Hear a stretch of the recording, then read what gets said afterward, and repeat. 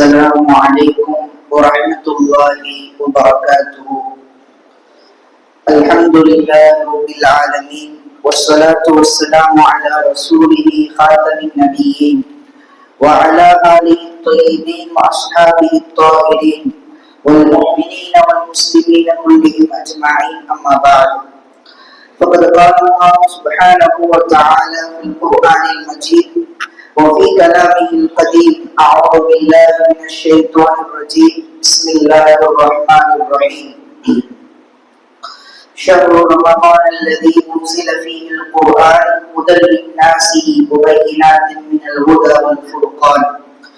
صدق الله العظيم. وقال نبينا محمد رسول الله صلى الله عليه وسلم في حديثه الشريف: إن الجنة لتزين لرمضان من رأس الحول إلى الحول. صدق رسول النبي الكريم، ونحن على ذلك من الشاهدين والشاكرين والحمد لله رب العالمين. எல்லா புகழும் அல்லாஹ் சுப்ஹானஹு வ தஆலா ஒருவனுக்கே உரித்தாகுக. அவனது ஸலாத்தும் ஸலாமும் கண்மணி நாயகம் ஸல்லல்லாஹு அலைஹி வஸல்லம் அவர்களின் மீதும் அன்னாரின் தூய வாழ்வினை பின்பற்றி வாழ்ந்த உத்தம சத்திய சஹாபாக்கள், தாபிஈன்கள், தபஉ தாபிஈன்கள், நாதாக்கள், சுஹதாக்கள், நல்லோர்கள், மேலும் இந்த நல்ல ஜுமா நாளிலே வீற்றிருக்கக்கூடிய நம் அனைவரின் மீதும் என்றென்றும் நின்று நிலவட்டுமாகுக. ஆமீன். எல்லாம் வல்ல அல்லாஹ் சுப்ஹானஹு வ தஆலா நம்மை சந்தேகிக்க மாதமான ஷாபான் மாதத்திலே அமர வைத்திருக்கின்றான். அல்லாஹ் சந்தைப்படுத்திய 4 மாதங்களுடைய பட்டியலில் மிக முக்கியமான மாதங்களை நாம் அடைய இருக்கின்றோம். இந்த ஷாபானின் நடுவில் நாம் இருக்கின்றோம். இன்னும் 2 வாரங்கள், சில தினங்களில் ரமலானை நாம் அடைய இருக்கின்றோம். ரமலானுக்கான தயாரிப்பை நாம் இந்த மாதத்திலேயே செய்ய கடமைப்பட்டுள்ளோம். அன்பானவர்களே, நன்மையான காரியங்களை எதிர்பார்க்க வேண்டும் என்று மார்க்கம் சொல்லி தருகின்றது. நன்மையான காரியங்களை எதிர்பார்க்க வேண்டும் என்று மார்க்கம் நமக்கு சொல்லி தருகின்றது, ஆர்வப்படுத்துகின்றது. சஹாபாக்கள் ரமலானை எப்படி எதிர்பார்ப்பார்கள், ரமலானிற்காக எப்படி அவர்கள் தயாராகுவார்கள் என்று ஹதீஸ்களிலே நாம் எடுத்து பார்க்கும் பொழுது ஸல்லல்லாஹு அலைஹி வஸல்லம் அவர்களை பற்றி ஆயிஷா ரலியல்லாஹு அன்ஹா அவர்கள் கூறுவார்கள்: ஷத்த மிஸ்ரஹு, ஸல்லல்லாஹு அலைஹி வஸல்லம் ரமலானுடைய பிறையை கண்டுவிட்டால் அதற்காக தங்களை தயார்படுத்திக் கொள்வார்கள். ஆடைகளை எல்லாம் இருக்க கட்டிக் கொள்வார்கள். இரவு முழுக்க நின்று வணங்குவதற்கும் காலையில் நோன்பு நோற்பதற்கும் ஸல்லல்லாஹு அலைஹி வஸல்லம் மிக ஆயத்தமாக இருப்பார்கள். ஆர்வத்தோடு அவர்கள் அமல்களை செய்ய முற்படுவார்கள் என்று ஆயிஷா ரலியல்லாஹு அன்ஹா அவர்கள் அறிவிப்பார்கள். ரமலானுக்கு நாம் இன்றைக்கே தயாராக கடமைப்பட்டுள்ளோம். நம்முடைய வேலைகளை, நம்முடைய வியாபாரங்களை, நம்முடைய வேலை சுமைகளை, வேலை பளுகளை சற்று ஒதுக்கி வைத்து ரமலானிற்கு நாம் அதற்கு தயாராக முற்பட வேண்டும். அதனால் தான் இந்த முந்தைய 2 மாதங்களையும் அல்லாஹ் நமக்கு சந்தைப்படுத்தி ரஜப், ஷாபான் என்று சொல்லி ரமலானுக்கு நீங்கள் தயாராகுங்கள், இதுவும் புனித மாதம் தான் என்று சொல்லி இந்த ரஜப், ஷாபானையும் நமக்கு கொடுத்துள்ளார். இந்த ஷாபான் எவ்வளவு புனிதமான மாதம் என்பதை நாம் அறிந்து வைத்திருக்கின்றோம். இதைவிடவும் மேன்மையான மாதமான ரமலானை நாம் எப்படி இந்த மாதத்தில் அதிகமான வணக்க வழிபாடுகளை செய்து கழிக்கின்றோமோ, அதே போல ரமலானை கழிப்பதற்கும் உட்பட வேண்டும், ஆயத்தமாக வேண்டும். எனவே இந்த மாதத்தில் ரமலானை நாம் எதிர்பார்த்து காத்திருக்க வேண்டும். ஸல்லல்லாஹு அலைஹி வஸல்லம் அவர்கள் ரமலானை பற்றி அருமையாக ஒரு ஹதீஸிலே சொல்வார்கள். அபூ மஸ்ஊத் ரலியல்லாஹு அவர்கள் இந்த ஹதீஸை அறிவிப்பார்கள். ஒரு சபையிலே சஹாபாக்கள் குழுமி இருக்கக்கூடிய சபையில் ஸல்லல்லாஹு அலைஹி வஸல்லம் இப்படி சொல்வார்கள்: ரமலானுடைய சிறப்பை மட்டும் நீங்கள் தெரிந்திருந்தால் வருடம் முழுக்க ரமலானாகவே இருக்க வேண்டும் என்று நீங்கள் ஆர்வப்படுவீர்கள் என்று சஹாபாக்களை பார்த்து சொல்லும் பொழுது குஸாஹா என்ற கோத்திரத்தை சார்ந்த ஒரு மனிதர் எழுந்து ஸல்லல்லாஹு அலைஹி வஸல்லம் அவர்களிடத்திலே கேட்பார்: யா ரசூலல்லாஹ், கொஞ்சம் எனக்கு ரமலானுடைய மாதத்துல என்னென்ன நடக்குது, எப்படி சொர்க்கம் தயாராகுது, சுவனம் எப்படி அலங்கரிக்கப்படுது, அந்த ரமலானுக்கான அல்லாஹ் எப்படியெல்லாம் அந்த பிரம்மாண்டங்களை செய்து வைத்திருக்கின்றார் அப்படின்னு எனக்கு கொஞ்சம் சொல்லுங்களே அப்படின்னு எந்திரிச்சு நின்று கேட்கிறாரு. அந்த சபையில் எழுந்து நின்று கேட்கின்றார்கள் ஹுஸாமா கோத்திரத்தை சார்ந்த ஒரு மனிதர். கேட்டதும் அன்னல் பெருமானார் ஸல்லல்லாஹு அலைஹி வஸல்லம் அந்த ரமலான் மாதம் வந்துவிட்டால் சுவனம் எப்படி இருக்கும், சுவனத்தில் உள்ளவைகள் எல்லாம் எப்படி இருக்கும், அல்லாஹ் தஆலா எப்படியெல்லாம் அந்த சுவனத்தை அலங்கரித்து காட்டுகின்றார் என்பதை எல்லாம் தெள்ள தெளிவாக ஸல்லல்லாஹு அலைஹி வஸல்லம் சொல்ல ஆரம்பிக்கின்றார்கள். இன்னல் ஜன்னத லதஸய்யனு லிரமலானி ஹவுலில் ரஸி மின் ரஸில் ஹவுலி இலல் ஹவுல். ரமலானுக்காக சுவனம் இருக்கின்றதே, வருடத்தின் ஆரம்பம் முதல் அந்த ரமலான் வரை சுவனம் அலங்கரிக்கப்பட்டு கொண்டே இருக்கும். ரமலான் வரும் வரை வருடத்தின் ஆரம்பம் முதல் அந்த சுவனம் அலங்கரிக்கப்பட்டு கொண்டே இருக்குமாம். ரமலான் ரமலானுடைய முதல் நாள் வந்து விட்டால் ஸல்லல்லாஹு அலைஹி வஸல்லம் சொல்கின்றார்கள், அல்லாஹ்வினுடைய அர்ஷுக்கு கீழாக ஒரு தென்றல் காற்று சுவனத்தில் பரவி செல்லும். சுவனத்தினுடைய மறைகளின் கிளைகளை அது அசைக்கும். அது அசைத்த அந்த இலைகள் எல்லாம் அப்படியே ஆடுமாம். அந்த தென்றல் காற்று சொல்கின்றார்கள், இதை பார்த்ததும் சுவனத்தில் உள்ள பேரளவு மிக்க அந்த அல்லாஹ்விடத்திலே பிரார்த்தனை செய்வார்களா, யா அல்லாஹ், இந்த ரமலான் மாதத்தில் யார் இபாதத்துகள் செய்கின்றார்களோ, இபாதத்தால் இந்த மாதத்தை ஹயாத்தாக்குகின்றார்களோ அவர்களை எங்களுக்கு ஜோடியாக ஆக்குவாயாக. நாங்கள் அவர்களுக்கு கண்குளிர்ச்சியாகவும் அவர்கள் எங்களுக்கு கண்குளிர்ச்சியாகவும் நீ ஆக்குவாயாக என்று அந்த ரமலான் மாதம் வந்தால் யார் இந்த ரமலானில் இபாதத்துகளால் ஹயாத்தாக்குவார்களோ அவர்களுக்காக பிரார்த்தனை செய்வார்கள் என்று அன்னல் பெருமானார் ஸல்லல்லாஹு அலைஹி வஸல்லம் சொல்வார்கள். இப்படி ரமலானுடைய அந்த பிரம்மாண்டத்தை வர்ணித்து சஹாபாக்களுக்கு சொல்வார்கள். எனவே இந்த ரமலானை நீங்கள் முன்பே அதற்கான தயாரிப்பை செய்ய வேண்டும். அதை ஆர்வமாக வரவேற்க வேண்டும், ஆர்வமாக அதை முன்னோக்க வேண்டும். ரமலானில் ஒரு திட்டவட்டமான அமல்களை செய்வதற்கான ஒரு ஷெட்யூலை அமைத்து, ஒரு திட்டமிடுதலை அமைத்து அமல்களை செய்ய வேண்டும். குர்ஆனை முடிப்பதாக இருந்தாலும், தான தர்மங்களை செய்வதாக இருந்தாலும், நம்முடைய வியாபாரத்தில் எவ்வளவு நமக்கு நாம் எவ்வளவு ஈட்டினோமோ அதனுடைய லாபங்களை தனியாக ஒதுக்கி நம்முடைய அன்றாட செலவுகளுக்கு என்று தனியாக வைத்து தான தர்மங்களிலேயும் நம்முடைய செல்வத்தை கணிக்க வேண்டும். இப்படி செல்வத்திலேயும் சரி சதகாக்களிலேயும் நன்மையான குர்ஆனை ஓதுவதற்கு கூடிய அந்த நேரங்களையும் தனியாக ஒதுக்கி ஒரு காரியத்தை திட்டமிட்டு ரமலானிலே செய்தால் அது பரிபூர்ணமான ஒரு பிரயோஜனத்தையும் நமக்கு முழுமையான நன்மையும் கொடுக்கும் என்பது இந்த ரமலானில் ஸல்லல்லாஹு அலைஹி வஸல்லம் கற்றுத்தரக்கூடிய பெரிய பாடம். ஸல்லல்லாஹு அலைஹி வஸல்லம் அப்படித்தான் திட்டமிட்டு இந்த ரமலான் மாதத்தை கழிப்பார்கள். வெறுமனே ஏதோ அமல் செய்கின்றோம், நேரங்களை வீணாக கழித்து விட்டு ஏதோ ஒரு திக்ர் செய்கின்றோம், தஸ்பீஹ் செய்கின்றோம், குர்ஆனை அப்பப்போ எடுத்து ஓதுகின்றோம் என்பதல்ல. நேரங்களை அதற்கான வகுத்து குர்ஆனை இப்படி ஓத வேண்டும், விக்ருகளை இந்த நேரத்தில் செய்ய வேண்டும், தான தர்மங்களை நம்முடைய செல்வங்களில் ஒரு தனியாக ஒரு பகுதியாக வைத்து அதை செய்ய வேண்டும், நம்முடைய குடும்பங்களுக்காக எது அத்தியாவசியமான தேவைகள் இருக்கின்றதோ அதை தனியாக செய்ய வேண்டும் என்று ஒவ்வொரு காரியங்களிலும் திட்டமிட்டு ரமலானில் கழிக்க வேண்டும். இது நமக்கு மிகப்பெரிய பாடமாக இந்த ஷாபான் மாதத்தில் நாம் எடுத்துக்கொள்ள வேண்டிய சிந்தனையாகும். அருமையானவர்களே, சில காரியங்களை எதிர்பார்ப்பதற்கு மிகப்பெரிய பலன்களையும் நன்மைகளையும் அல்லாஹ் கொடுக்கின்றார்.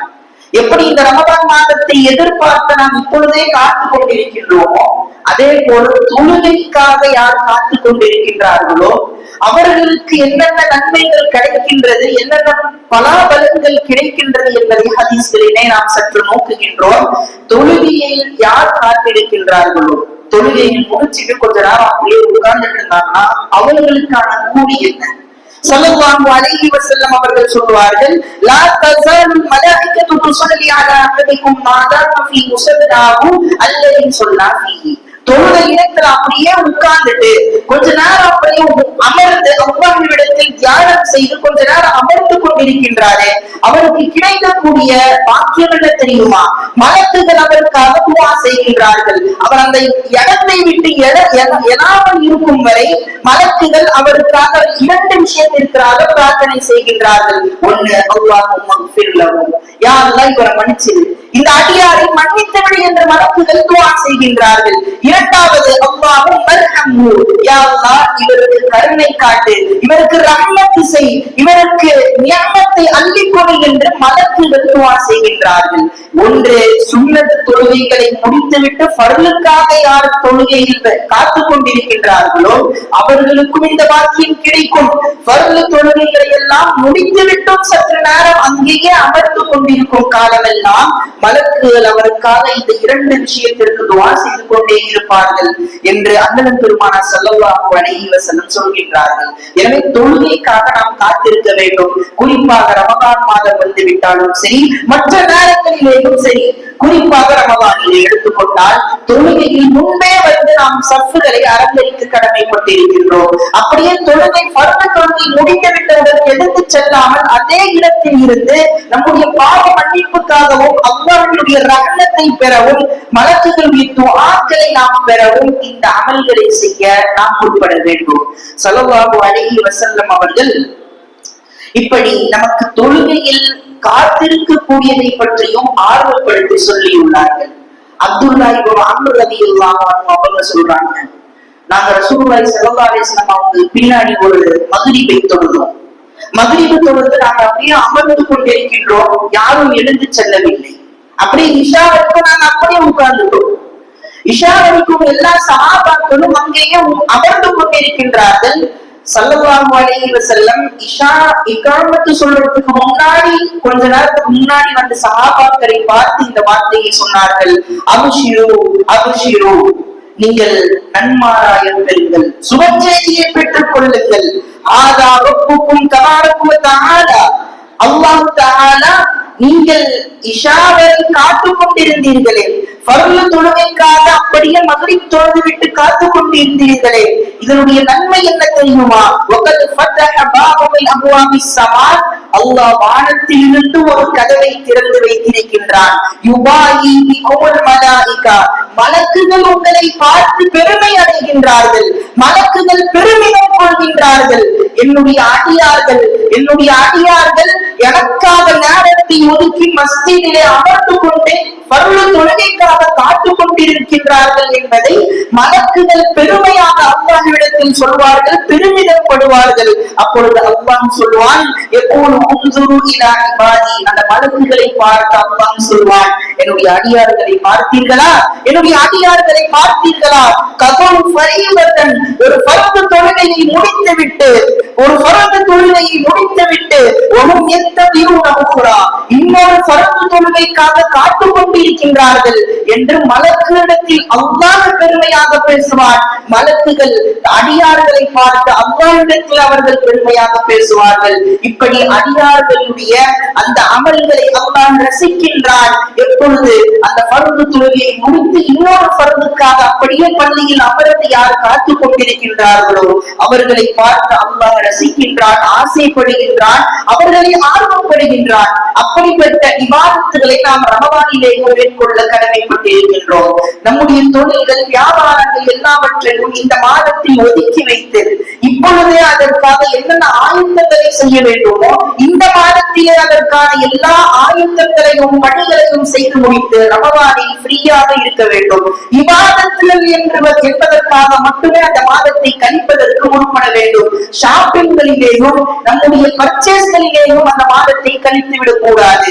சிலர் செய்யக்கூடிய மிகப்பெரிய தவறு, ஆடைகளை எடுக்கின்றோம், புத்தாடைகளை எடுக்கின்றோம், சாமான்களை வாங்க வேண்டும், மல்லிகை சாமான்களை வாங்க வேண்டும் என்று சொல்லி தராவி தொழுகை நடக்கும் போது கூட பள்ளி கடை வீதிகளிலே அடையக்கூடிய மக்கள், கடை வீதிகளிலே திரியக்கூடிய மக்களை என்னவென்று சொல்ல, இந்த மாதத்தின் பலன்களையும் இந்த மாதத்தின் அந்த வாக்கியங்களையும் அவர்கள் எப்படி பெறுவார்கள்? இப்படிப்பட்ட மாதத்தை இப்படிப்பட்ட அனாவசியமான செயல்களை நாம் கழித்து விடக் கூடாது. இது எவ்வளவு பெரிய ஒரு வாக்கியமான மாதம். இது வரும் பொழுது நாம் எதிர்பார்க்கின்றோம், இந்த மாதத்தை விட்டு நாம் கடக்கும் பொழுது கவலைப்படுகின்றோம். சஹாபாக்கள் வருடந்தோறும் ரமதானாகவே இருக்காதா என்று கவலைப்படுவார்கள். ஸல்லல்லாஹு அலைஹி வஸல்லம் அவர்கள் அப்படி சஹாபாக்களை இந்த ரமதானுடைய மகத்துவத்தை சொல்லி அவர்களுக்கு ஆர்வப்படுத்தி இதற்காக முன்பே அதற்காக தயாரிப்புகளை செய்ய வைத்தார்கள். அருமை நாயகம் ஸல்லல்லாஹு அலைஹி வஸல்லம் சஹாபாக்கள் ரமதான் வருவதற்கு 6 மாதத்திற்கு முன்பே ரமதானுக்காக துஆ செய்வார்களாம். யா அல்லாஹ், ரமதான் வரை எனக்கு உயிரை நீட்டித்து வை, என்னுடைய ஆயுளை நீட்டித்து வை, ரமதானை நான் அடைய வேண்டும், ரமதானில் இபாதத்துகளை செய்ய வேண்டும், நான் உன்னுடைய மக்ஃபிரத்தை பெற வேண்டும், உன்னுடைய கருணையை பெற வேண்டும் என்று இந்த ரமதானுக்காக முந்தைய 6 மாதங்களிலேயே துஆ செய்வார்கள். அடுத்து ரமதான் கடந்து விட்ட பிறகு அடுத்த 6 மாதங்கள் ரமதானில் செய்த இபாதத்துகள் ஏற்றுக்கொள்ளப்பட வேண்டும் என்று அவர்கள் துஆ செய்து கொண்டே இருப்பார்களாம். இப்படி வருடந்தோறும் அந்த வருடம் முழுக்கவும் ரமதானுடைய சிந்தனையிலேயே சஹாபாக்கள் தன்னுடைய வாழ்க்கையை கழித்திருக்கின்றார்கள். இத்தகைய மேன்மைக்குரிய மாதத்தை நாம் இன்னும் சற்று தினங்களிலே அதை அடைய இருக்கின்றோம் என்றால் இப்பொழுதே அதற்கான தயாரிப்பை நாம் செய்ய வேண்டும் என்பதைத்தான் மீண்டும் மீண்டும் வலியுறுத்தி சொல்கின்றோம்.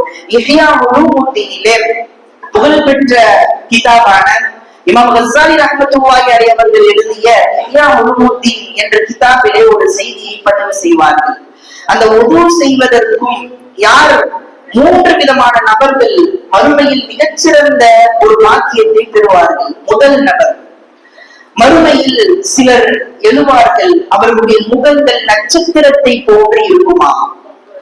அப்பொழுது மலக்குகள் அந்த மனிதர்களை பார்த்து கேட்பார்கள், எப்படி உங்களுடைய முகம் நட்சத்திரத்தை போன்று பொலிவாக இருக்கின்றது என்று கேட்டதற்கு அந்த மனிதர்கள் சொல்வார்கள், நாங்கள் பாங்கு சொன்னவுடன் பாங்கு சப்தத்தை நாங்கள் கேட்டுவிட்டால் உடனே உணவு செய்வதற்காக தயாராகி விடுவோம் என்ற அந்த முதல் கூட்டம் சொல்லுவான்.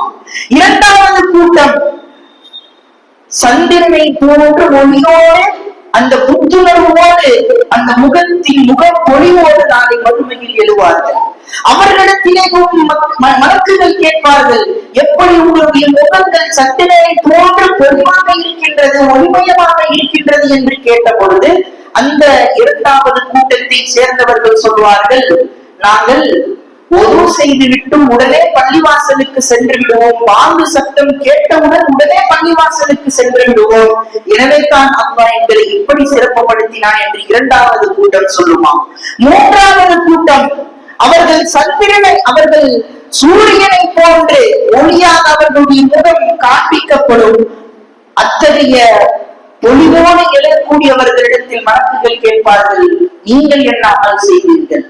அப்பொழுது அந்த மூன்றாவது கூட்டம் சொல்லும், நாங்க பாங்குடைய சப்தத்தை கேட்பதே பள்ளிவாசல்ல தான். முந்தைய 2 கூட்டம் பாங்கு சப்தத்தை வீட்டில் கேட்டு அதற்காக தயாராகுவார்கள். மூன்றாவது கூட்டம் பள்ளியில் இருந்து அந்த பாங்கு சப்தத்தை கேட்பார்களாம். மறுமையில் இப்படி 3 கூட்டத்தாருடைய சிறப்பு, அவருடைய முகம் தோற்றம் அவ்வளவு பொலிவாக இருக்கும். நட்சத்திரத்தை போன்றும் சந்திரனை போன்றும் சூரியனை போன்றும் அவர்கள் ஒளிமயமாக நாளை மறுமையில் எழுப்பப்படுவார்கள் என்று இந்த இஹ்யா உலூமுத்தீன் புகழ்பெற்ற இந்த கிதாபிலே ஒரு செய்தியை பதிவு செய்வார்கள்.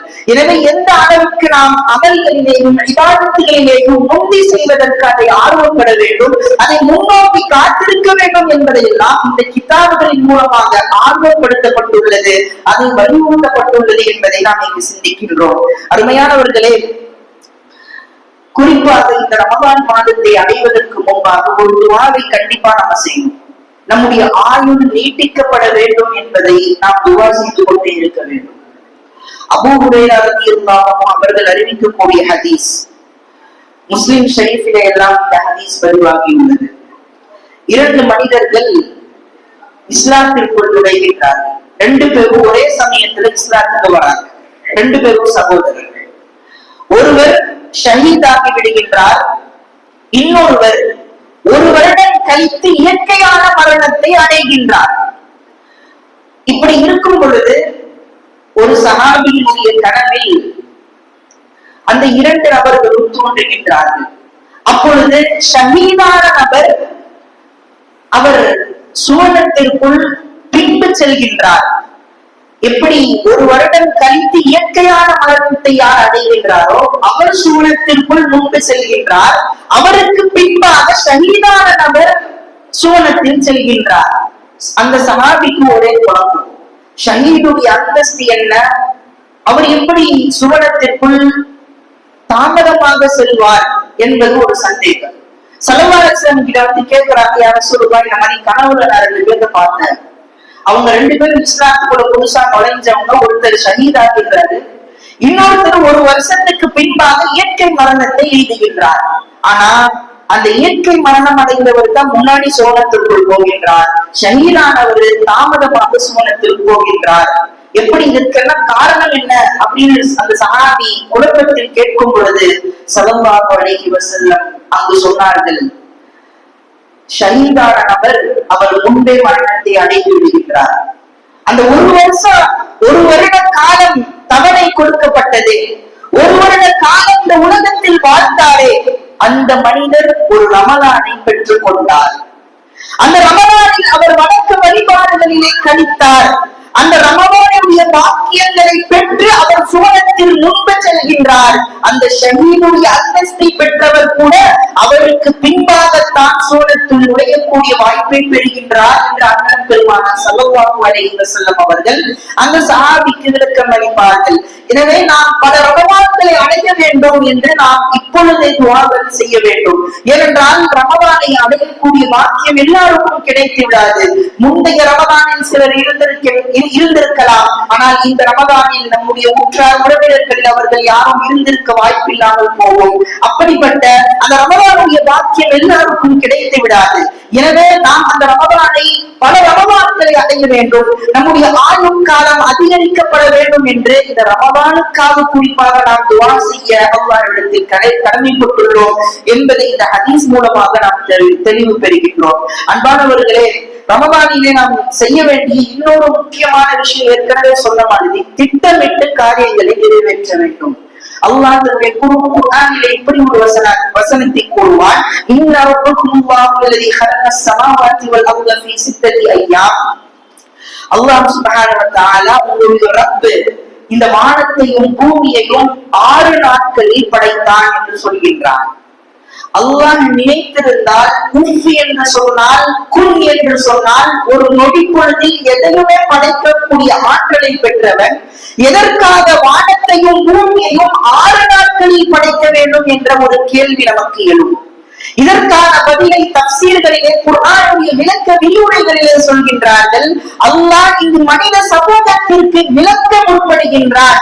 அல்லாஹ் நேரத்தினுடைய திட்டமிடுதலை மக்களுக்கு வலியுறுத்துவதற்காக இந்த வானத்தையும் பூமியையும் 6 நாட்களிலே படைத்தான். அல்லாஹ் நினைத்திருந்தால் நொடி பொழுதில் படைத்திருக்க முடியும், ஆனால் அவ்வாறு படைக்கவில்லை. ஒவ்வொன்றையும் அந்தந்த கால பொழுதில் படைக்க வேண்டும், ஒவ்வொன்றையும் அந்தந்த நேரத்தில் திட்டமிட்டு படைக்க வேண்டும் என்பதை மனித சமூகத்திற்கும் தன்னுடைய படைப்பினத்திற்கும் உணர்த்த வேண்டும் என்பதற்காக அல்லாஹ் இப்படி படைக்கின்றான் என்று சொல்கின்றார்கள். திட்டமிட்டு காரியங்களை நிறைவேற்ற வேண்டும், டைம் மேனேஜ்மெண்டை புரிந்து கொண்டு அவர்கள் நடக்க வேண்டும் என்பதற்காக இப்படி அல்லாஹ் வானத்தையும் பூமியையும் 6 நாட்களிலே படைத்தான் என்பதாக கூறுவார்கள். எனவே தான் நாம் ரமலானில் ஒவ்வொரு நேர பொழுதுகளையும் கழிக்கக்கூடிய சமயத்தில் அதை திட்டமிட்டு நேரங்களை வகுத்து நாம் கழிக்க வேண்டும் என்பதை இந்த வசனங்களில் நாம் புரிந்து கொள்கின்றோம். அருமையானவர்களே, அபூ ஹுரைரா ரலியல்லாஹு அவர்கள் அறிவிக்கக்கூடிய ஹதீஸ், அல்லாஹ் இந்த பூமியை சனிக்கிழமையில் படைத்தான், மரங்களை திங்கட்கிழமையில் படைத்தான், செவ்வாய்க்கிழமையின் பொழுது அருவருப்பான காரியங்கள் என்னென்ன என்ற அந்த பட்டியலை படைத்தான், ஒளியை புதன்கிழமையில் படைத்தான், அத்தவாப் வியாழக்கிழமை என்று ஒட்டுமொத்த விலங்குகளையும் ஊர்திகளையும் படைத்தான். அதே போல வெள்ளிக்கிழமை அன்று தான் மனிதனை படைத்தான். ஆதம் அலைஹிஸ்ஸலாம் அவர்களை இதே வெள்ளிக்கிழமையின் அசருக்கு பிறகாக படைத்தான் என்ற ஹதீஸிலே கண்மணி நாயகம் ஸல்லல்லாஹு அலைஹி வஸல்லம் அவர்கள் சொல்வார்கள். இப்படி ஒவ்வொன்றுக்கும் அல்லாஹ் நேரத்தை வகுத்து அதை படைத்திருக்கும் பொழுது படைப்பினங்களான நாம் ஒவ்வொரு அமல்கள் செய்வதற்கும் நம்முடைய வாழ்க்கையின் கட்டங்களை நகர்த்துவதற்கும் சில நேரங்களை ஒதுக்கி அதை கட்டமைக்க வேண்டும். அதை கட்டமைத்து செய்தால்தான், அந்த திட்டமிட்டு செய்யும் பொழுதுதான் அந்த அமல்களை நேர்த்தியாகவும் பூர்த்தியாகவும் செய்ய முடியும், அதை ஒழுங்கு முறையாகவும் செய்ய முடியும் என்பதை நாம் இந்த சிந்தனையில் எடுத்துக் கொள்கின்றோம். அருமையானவர்களே, அருமைநாயகம் ஸல்லல்லாஹு அலைஹி வஸல்லம் ஹதீஸிலே அழகான ஒரு ஹதீஸ் சொல்வார்கள். ரமதான்ல நம்ம நேரத்தை கழிக்க வேண்டும், அல்லாஹ்விற்காக நேரத்தை கழிக்க வேண்டும் என்பதை பற்றி சொல்வார்கள். இன்னல்லாஹ் தஆலா, அல்லாஹ் யகூலு, மனிதனை பார்த்து பேசுவானாம். மனிதனை பார்த்து அல்லாஹ் பேசுகின்றான். இப்ன ஆதம், மனிதனே, தஃபர்ரஜ் லிஇபாதத்தி, எனக்காக நேரத்தை ஒதுக்கு, திட்டமிட்டு எனக்காக நேரத்தை ஒதுக்கு. அப்படி நீ ஒதுக்கினாய் என்றால் உன்னுடைய உள்ளத்தை செல்வத்தால் நிரப்புவேன், உன்னுடைய உள்ளத்தை பணக்கார தன்மையால் நிரப்புவேன். உன்னுடைய உள்ளம் எப்பொழுதும் ஏழ்மையாக இருக்காது. உன்னுடைய உள்ளம் போதும் என்ற மனத்தை பெறக்கூடிய பாக்கியத்தை உனக்கு கொடுப்பேன். எவ்வளவு இருந்தாலும் இறைவனுக்கு நன்றி செலுத்தக்கூடிய அந்த மனத்தை, அந்த பொருந்தி கொள்ளக்கூடிய தன்மையை உனக்கு கொடுப்பேன். நீ அப்படி செய்யலனா, எனக்காக நேரத்தை ஒதுக்கவில்லை என்றால் உன்னுடைய நிலைமை என்ன தெரியுமா? உன்னுடைய கரங்கள்ல எப்பொழுதும் வேலை பழு இருந்து கொண்டே இருக்கும். சம்பாதித்துக் கொண்டே இருப்பார் அவர். ஆனால் அவருடைய தேவை பூர்த்தியாகாது. அல்லாஹ்வை மறந்து யார் சம்பாதித்துக் கொண்டே இருக்கின்றாரோ நன்கு விளங்கிக் கொள்ள வேண்டும். அல்லாஹ்வை மறந்த நிலையில் எந்த ஒரு மனிதர் தன்னுடைய வியாபாரத்தில் முழு கவனத்தோடு, முழு வீரியத்தோடு அதை செய்ய முற்பட்டாலும் அவருடைய வேலை இருந்து கொண்டே இருக்கும். அந்த வேலை பணு என்பது குறையாது தவிர அது அதிகரித்துக் கொண்டே இருக்கும். ஆனா கடைசியில் அவருடைய தேவை ஒன்றுமே நிறைவேறாது என்பதுதான் கடைசி அவருடைய அந்த பெனிஃபிட்டாக அவர் செய்த அல்லாஹ்வை மறந்து அவர் செய்த இந்த தொழிலின் மூலமாக அவருக்கு ஒன்றுமே கிடைக்காது என்பது அருமைநாயகம் ஸல்லல்லாஹு அலைஹி வஸல்லம் சொல்கின்றார்கள். எனவே எந்த ஒரு வியாபாரமாக இருக்கட்டும், எந்த ஒரு தொழிலாக இருக்கட்டும், அல்லாஹ்வை மறந்து நாம் செய்யக்கூடிய பொழுது அதற்கு ஒரு பலனும் கிடையாது. அது எவ்வளவு சம்பாதித்தாலும் மன நிறைவு நாம் அடைய மாட்டோம். உள்ளம் எப்பொழுதும் ஏழ்மையாகவே இருந்து கொண்டிருக்கும். பல கோடிகளுக்கு அதிபதியாக இருக்கலாம், ஆனால் உள்ளம் அது பத்தாது. இன்னும் வேணும், இன்னும் வேணும் என்று அடைந்து கொண்டே இருக்குமே தவிர எனக்கு போதும் என்ற அந்த மனம் என்பது அவருக்கு வராது. அல்லாஹ்வை நினைத்து நீங்கள் கொஞ்சமாவது சம்பாதித்து பாருங்கள். அல்லாஹ்விலே மன நிம்மதியை வைத்திருப்பான், மன ஆறுதலை கொடுப்பான். குடும்பத்திற்கான அத்தனை செலவுகளையும் நிவர்த்தி செய்வதற்கான ஆற்றலை அந்த குறைந்த வருமானத்தில் அல்லாஹ் கொடுப்பான் என்பதை இந்த ஹதீஸிலே கண்மணி நாயகம் ஸல்லல்லாஹு அலைஹி வஸல்லம் நமக்கு அழகாக சொல்லி காட்டுகின்றார்கள். அதே போல சொல்வார்கள், நீங்க செல்வம் என்பது இப்படி நினைச்சிக்க கூடாது. அதிகமா என்கிட்ட பொருள் இருக்கு, அதிகமாக என்கிட்ட செல்வம் இருக்கு, அதிகமாக நான் பெரும் சொத்து பத்துக்கெல்லாம் அதிபதி என்று நினைப்பவர் தான் பெரிய செல்வந்தர் அப்படி நீங்க நினைக்க வேண்டாம். ஸல்லல்லாஹு அலைஹி வஸல்லம் சொல்கின்றார்கள், வலாகின் அல்லதீனா மினன் நஃப்ஸ், பெரிய செல்வம் என்ன தெரியுமா?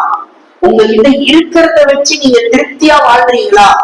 உங்ககிட்ட இருக்கிறத வைத்து நீங்கள் மன நிம்மதியோடு, மன ஆறுதலோடு நீங்கள் திருப்தியா வாழ முடியுமா? அப்படி திருப்தியாக நீங்கள் வாழ்ந்தீர்களா, நீங்கள் தான் மிகப்பெரிய செல்வந்தர்கள் என்று கண்மணி நாயகம் ஸல்லல்லாஹு அலைஹி வஸல்லம் சொல்வார்கள். இந்த ஹதீஸ்களை எல்லாம் சொல்வதற்கு நோக்கம் என்ன தெரியுமா? ரமதானிலே நாம் வியாபாரங்களை சற்று ஒதுக்க வேண்டும். அந்த மாதம் நம்முடைய அடியார்களுக்கு பிரத்யேகமாக கொடுக்கப்பட்ட மாதம். அல்லாஹ் தன்னுடைய அடியார்களை மேன்மைப்படுத்துவதற்காக, சிறப்புப்படுத்துவதற்காக அவர்களுக்கு என்று ஒரு சுவனத்தையே தயார் செய்து வைத்திருக்கக்கூடிய அப்படிப்பட்ட அந்த ரமதானிலே நம்முடைய வியாபாரங்கள் நம்மை திசை திருப்பிவிடக் கூடாது, நம்மை பாராமுகமாக ஆக்கிவிடக் கூடாது என்பது நாம் கண்ணும் கருத்துமாக இருக்க வேண்டும். அருமையானவர்களே, கண்மணி நாயகம் ஸல்லல்லாஹு அலைஹி வஸல்லம் நமக்கு அதைத்தான் கற்றுக் கொடுத்திருக்கின்றார்கள். ரமதானை நாம் எதிர்பார்த்து கொண்டிருக்கின்றோம். இந்த நேரத்தில் நாம் ஒரு முடிவெடுப்போம். அந்த ரமதான்